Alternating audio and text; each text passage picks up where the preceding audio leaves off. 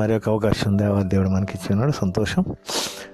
ఈ యొక్క ప్రోగ్రాం మేము ముందుంచడానికి ఇచ్చిన దేవుడు ఇచ్చిన సమయాన్ని బట్టి కృతజ్ఞతాస్తుతులతో మీ సన్నిధిని అనుభవిస్తూ, అలాగనే జ్ఞానం లేని లోకం కొరకు జ్ఞానయుక్తమైన గురువుగా, తండ్రిగా, ప్రభువుగా ఉన్న దేవుడు సర్వసృష్టిని జరిగించి చేసి ఏమిచ్చాడు మనకనేది చూసినట్లయితే ఇక్కడ లోకంలో నడిపింపబడుతుందంతా మరి ఆత్మ సందేశం మనకు తెలుసు. పరమాత్ముడు జీవాత్మను మనకు అనుగ్రహించి ఉన్నాడని మనం అందరం చెప్తాం. ప్రతి గ్రంథము, ప్రతి మరి మతం కానీ అన్నీ చెప్పేటిది అదే. పరమాత్మలో మన దగ్గర ఉన్న జీవాత్మ ఎలాగ విలీనం చేయాలి, స్వర్గప్రాప్తికి ఎలాగ సిద్ధపడాలి అనేది మరి అన్ని గ్రంథాలు చెప్పట్లేదు. చివరికి వచ్చే వరకు ఇది ఎలా చేయాలి, ఎలా చేస్తే స్వర్గప్రాప్తి లభిస్తుంది అనేది మరి చాలామందికి తెలియట్లేదు. అనేకమైన గ్రంథాల్లో దీన్ని పొందుపరిచి ఉంచలేదు.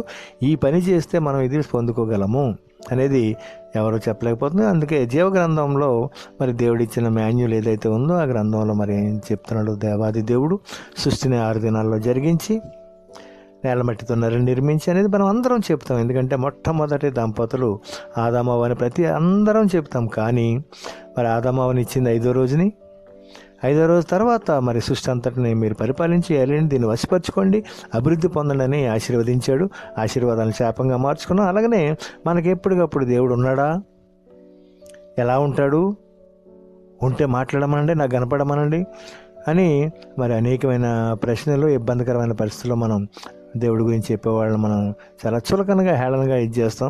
అలా అయితే నాకు కనపడమను, నేను నమ్ముతా, అప్పుడు నేను చేస్తా, నేను ఇది చేస్తా, అన్నదానం, భూదానం, గూదానం, విద్యాదానం, ఈ దానాలు చేస్తే ఆటోమేటిక్గా స్వర్గం. ఏ రూట్ అయితే ఏంటి, మనం వెళ్ళాల్సిన స్వర్గం కదా, నీ రూట్లను వెళ్ళని మూర్ఖంగా, మొండిగా మాట్లాడటం మరి చాలా సందర్భాల్లో మనకు కనబడుద్ది. మరి నిజంగా దేవాదేవుడు ఏం చెప్తున్నాడు, ఎలా బ్రతకమంటున్నాడు, ఇది చాలా కాలం వరకు ఎలా బ్రతకాలో తెలియక పశువుల్లాగా ప్రవర్తించాం.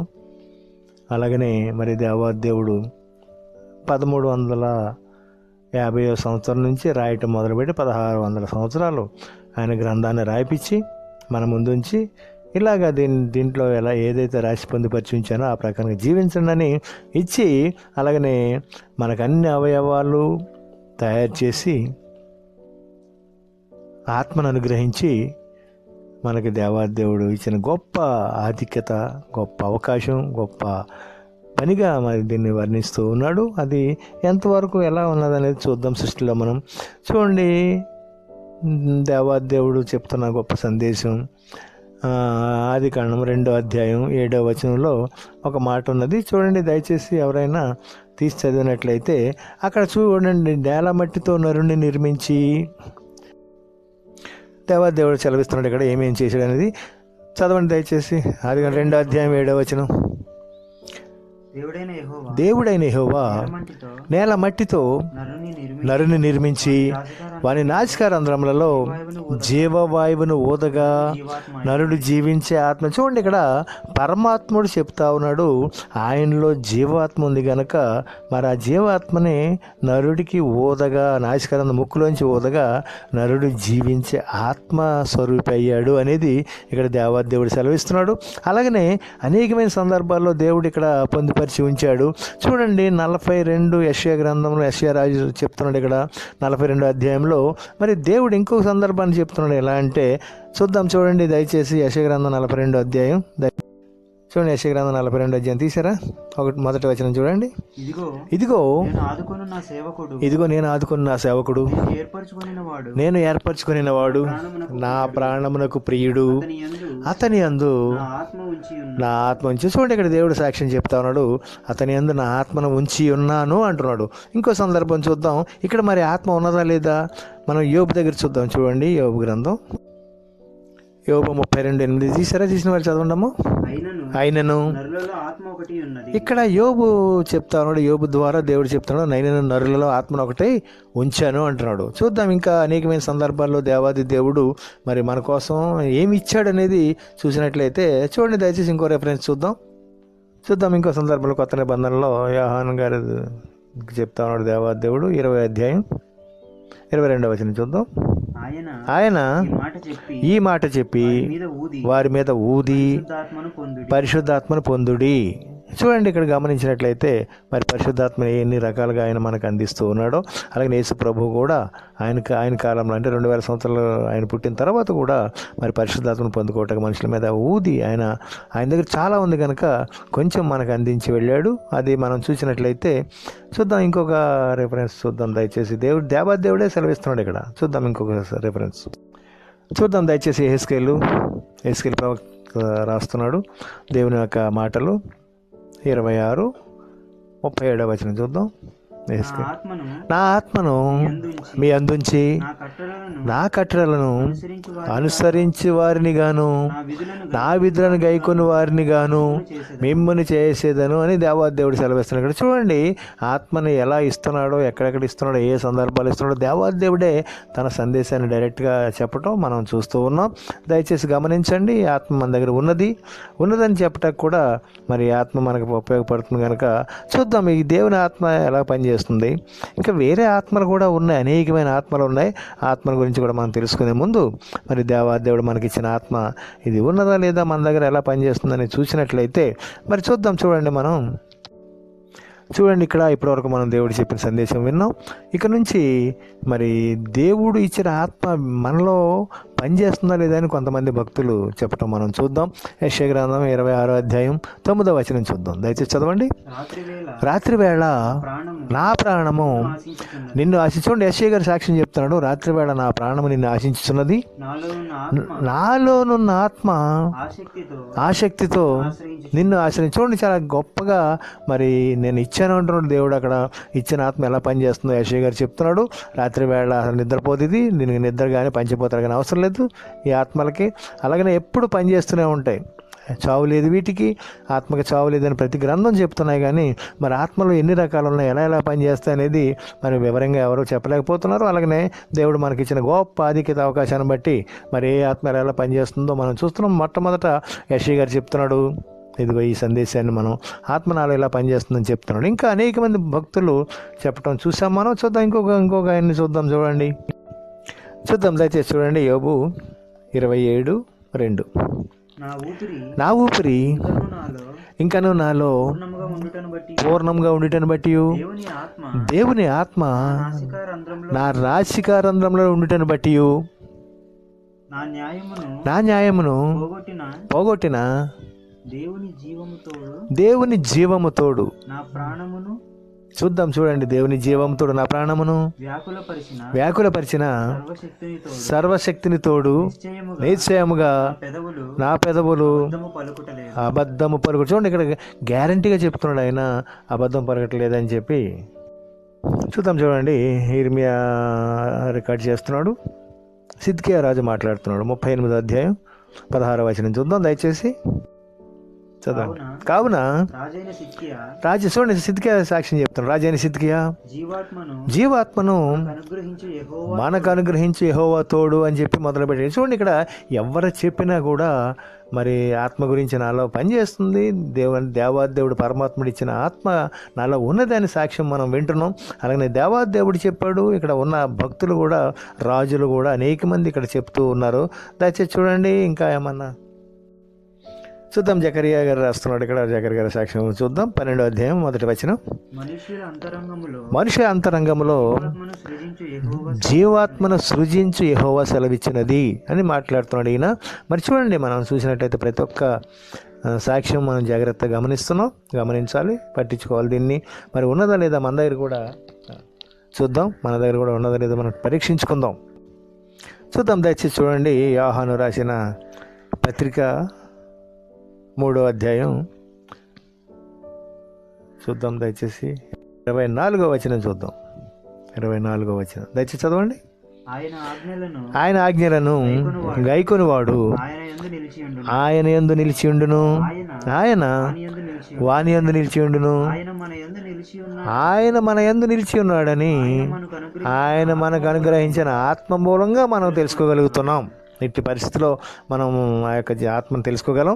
ఆయన మనకు చెప్తేనే కానీ ఏది అర్థం కాదు కనుక దేవుడిచ్చిన ఆత్మ ఈ రకంగా పనిచేస్తుంది కనుక పరమాత్మ ఆత్మ మనలో దేవుడు ఎక్కడున్నాడు, గుళ్ళు గోపురాల, ఇటుకల, రాళ్ళ, సిమెంట ఇది కాదు, కానీ ప్రతి హృదయంలోనూ దేవుని యొక్క ఆత్మ పనిచేస్తుందని అనేక మంది భక్తులు చెప్పడం, అలాగనే సృష్టించిన దేవాది దేవుడు తనే స్వయంగా చెప్పడం మనం చూసి ఉన్నాం. చూద్దాం, ఇక్కడ మొదటి శిష్యుడైన మోషే గారు కూడా ఇక్కడ సాక్ష్యం చెప్పడం మనం చూస్తున్నాం. చూడండి మోషే గారి సాక్ష్యం ఏం చెప్తున్నాడో చూద్దాం. దయచేసి చూడండి, దయచేసి చూడండి. సంఖ్యాకాండం 27:15 చదవండి ఎవరైనా. అప్పుడు మోషే యెహోవాతో ఇట్లా నేను యెహోవా, చూడండి చాలా జాగ్రత్తగా గమనించారు ఇక్కడ. యెహోవా సమస్త ఆత్మలకు దేవుడు నువ్వే అని చెప్పి ఇక్కడ మోషే గారు సెలవిస్తూ ఉన్నాడు. చదవమ్మా. యెహోవా సమాజము కాపరి లేని గొర్రెల వలె ఉండకుండానట్లు ఈ సమాజం మీద ఒకరిని నియమించు, ఆత్మస్వరూప రూపంలో ఉన్న ఎవరినైనా ఒకరు నియమించని రిక్వెస్ట్ చేయటం. ఆత్మస్వరూపిగా, వాక్యస్వరూపిగా మరి దేవాది దేవుడే మానవావతారం ఎత్తి రావటం మనం చూస్తూ ఉన్నాం. ఇది మరి రమ్మని చెప్పి మోషే గారు ప్రార్థించటం, ఆ దేవాది దేవుడు యాక్సెప్ట్ చేయటం, మన మధ్యలోకి ఆ ఆత్మస్వరూపి అయిన తండ్రిని పంపించడం. అందుకే దేవాది దేవుడు ఆత్మరూపంలో ప్రతి ఒక్కరిలోనూ ఉన్నాడు. అలాగనే మరి ఆయన దర్శించి మానవతారిగా వచ్చి ఇక్కడ పాపాలు చేస్తున్న వారిని ఇలా జీవించాలని చూపించి, చెప్పి, అనుభవించి వెళ్ళాలని ఆయన్ని రిక్వెస్ట్ చేసి పిలిపించిన మరి శిష్యులు, భక్తులు అనేక మంది ఉన్నారు. కనుక ఆయన ఎలా ఉంటాడు ఏంటి ప్రతి ఒక్కరికి తెలుసు. ఈయన వస్తాడు, దేవాదేవుడు పరమాత్ముడు వస్తాడు, జీవాత్మ మనకి ఇచ్చిన దేవుడు వస్తాడు, మనల్ని స్వర్గానికి నడిపిస్తాడు, తీసుకెళ్తాడు. ఆయన ప్రోగ్రాం ఏంటో చెప్తాడని అన్ని మతాలు, జాతులు, కులాలు ఎదురు చూసినాయి. కానీ మరి ఆయన వచ్చిన తర్వాత ఆయనని నిర్ధారించుకోవడంలో కొన్ని మిస్టేక్స్, పొరపాటు జరిగినాయి. ఆయన ఎవరు అనేది తెలుసుకోలేకుండా ఉండిపోతున్నాం. మరి ఈ రోజున మనం చాలా ధన్యకరమైన స్థితిలో ఉన్నాం. ఇవన్నీ తెలుసుకుంటే మనకు దేవుని ఆత్మ ద్వారానే మరి ఇవన్నీ మనం అనేకమైన సందర్భాల్లో చూసినట్లయితే ఇలా జరుగుద్దని నాకు ముందే తెలుసు అని చెప్తాం. ఎలా తెలుసు? దేవుని ఆత్మ మనల్ని హెచ్చరిస్తూ ఉంది. దీన్ని కొన్ని సందర్భాల్లో మరి మనం చెప్తాం, ఈవేళ వర్షం పడుతుందని తెలుసు అన్నప్పుడు మరి నిజంగా పడుతూ ఉంటుంది. అలాగనే అనేక మందిని హెచ్చరిస్తూ ఉన్నాడు ఆయన. ఇలాగా ఈ యొక్క ఆత్మ ఇలా పనిచేస్తుంది. ఎంతమంది సాక్ష్యం చెప్పారు కనుక అనేకమైన అనేకమైన ఆత్మలు కూడా పనిచేస్తున్నాయి ఇక్కడ. చూద్దాం ఆత్మలు ఎలా ఉంటాయి ఏంటి అనేది మనం మరి వచ్చే ప్రోగ్రామ్స్లో చూద్దాం. దయచేసి మరి వివరంగా తెలుసుకోవటానికి మీరు ఇంట్రెస్ట్ పెట్టాలని మేము ఎంతో శ్రమపడి మీ కొరకు చేస్తున్నాం. చూడండి, ఈ ఆత్మస్వరూపైన తండ్రి వచ్చే ముందు ఏం చేస్తాడో, వచ్చిన తర్వాత ఏం చేస్తాడో అనేది మనం చూసినట్లయితే యోహాను శుభవార్త అయిన యోహాను 12వ అధ్యాయం. ఇక్కడ వచ్చిన తర్వాత దేవుడిని నమ్మలేకపోయారు కనుక మరి యోహాను రాసిన రికార్డు చేసింది చూద్దాం మనం. దయతో ఆయనతో కూడా రాయించి ఆయన ఆఖరు సందేశంగా పోతూ మనకి ఇది అందించి వెళ్ళాడు. 16వ అధ్యాయం 12వ వచనం చూద్దాం దయచేసి. చూడండి, నేను మీతో అనేకమైన సంగతులు ఉన్నాయి, కానీ మరి జీవితం వీళ్ళు రోమా ప్రభుత్వం కింద నన్ను మరి ఇక్కడ సిలువేసి చంపేస్తున్నారు కనుక అనేక సంగతులు మీకు చెప్పాలనుకున్నా, కానీ ఇప్పుడు చెప్పినా కూడా మీకు అర్థం కావు, మీరు సహించలేరని మీకు వివరించట్లేదు. కానీ ఇప్పుడు లాస్ట్లో సందేశం చెప్తాను చూడండి, చదవమ్మ దయచేసి. అయితే ఆయన అనగా చూడండి, ఆయన ఎవరో సత్యస్వరూపి అయిన ఆత్మ వచ్చినప్పుడు మిమ్మును సర్వసత్యములోనికి నడిపించును. చూడండి దయచేసి, మరి ఆయన నేను వెళ్ళిన తర్వాత ఆ ఆత్మను పంపిస్తాను, ఆత్మని మిమ్మల్ని సర్వసత్యంలోకి నడిపిస్తాడు. నిజమేంటో వాస్తవాలేంటో మీకు తెలుసుకోగలుగుతారని చెప్పి మీ దగ్గర ఉన్న ఆత్మకి ఆ పరమాత్మ లింక్ యొక్క సందేశం అందిస్తూ చూడండి దయచేసి. ఇంకా కొంచెం చదవను.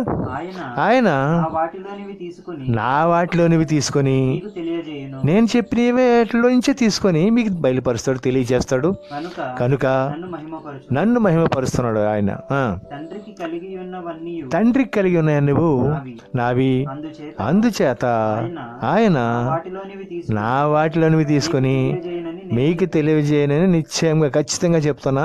నేను చెప్పిన సందేశాల్లో నుంచే తీసుకొని చెప్తారు, కానీ ఎక్స్ట్రా ఏమీ ఉండదు. అలాగనే ఆ యొక్క సందేశాలను మనం చూసినట్లయితే చాలా జాగ్రత్తగా మరి జీవ గ్రంథంలో ఆయన గ్రంథంలో పొందుపరిచి ఉంచాడు. అందుకే ఈ గ్రంథం ఎవ్వరికీ అంతుపట్టట్లేదు. ఎవరు ఎన్నిసార్లు చదివితే అన్ని అర్థాలు, అలాగే ఎంతమంది చదివితే అనేక మంది దీన్ని చదివారు. కానీ కొంతమంది పగ, అసూయ, ద్వేషంతో చదివారు. ఇందులో తప్పులు లేవా? తప్పులు వెతకటానికి కొంతమంది, ఇన్ని దేవుడు కదని ప్రూఫ్ చేయడానికి కొంతమంది, ఏంటి అని గొప్పతనం అని కొంతమంది అనేకమైన ఆలోచనలతో చదివారు. కానీ చివరికి వచ్చేవరకు అందరూ చదివిన సందేశాలు ఇవే. మరి దేవుడు మీకు సర్వసత్యంలో నడిపిస్తారని వాగ్దానం చేయడు కనుక మరి దేవుడు సర్వసత్యం ఏంటో మనం తెలుసుకోవాలని సత్యం కొరకు వెతుకుతున్నాం, జీవం కొరకు వెతుకుతున్నాం, మార్గం కొరకు వెతుకుతున్నాం, స్వర్గానికి ఎలా వెళ్ళాలని. మరి వెతికిన దాంట్లో సక్సెస్ అయ్యామా లేదా, ఎంతవరకు వెతికామో, ఎంతవరకు దొరికింది, ఎంతవరకు ఏందో మనం ఆలోచించినట్లయితే మరి దొరికిన వాళ్ళు చాలా తక్కువ మంది కనబడుతున్నారు. అందుకే అందరూ తెలుసుకోవాలి, అందరూ హాయిగా సంతోషంగా దేవుని సన్నిధిలో, ఆ తండ్రి సన్నిధిలో ఉండాలని కోరికతో, ఆ స్వర్గప్రాప్తి మనందరికి కావాలనే ఆశతో మేము ఇవన్నీ చదివి వివరంగా తెలుసుకొని మీకు అందించడానికి సంసిద్ధులమై ఉన్నాం. మీరు మరి జాగ్రత్తగా విని తెలుసుకున్నట్లయితే మరి ఇవన్నీ కొనసాగించటకు ఇంకా అనేకమైన ఆత్మలు ఏ రకంగా పనిచేస్తున్నాయి, ఇంకా దేవుని ఆత్మ ఎలా పనిచేస్తుంది ఏంటి అనేది మనం వివరంగా తెలుసుకుని ఆ ప్రకారం మనం జీవితం, జీవన విధానం సాగిద్దాం.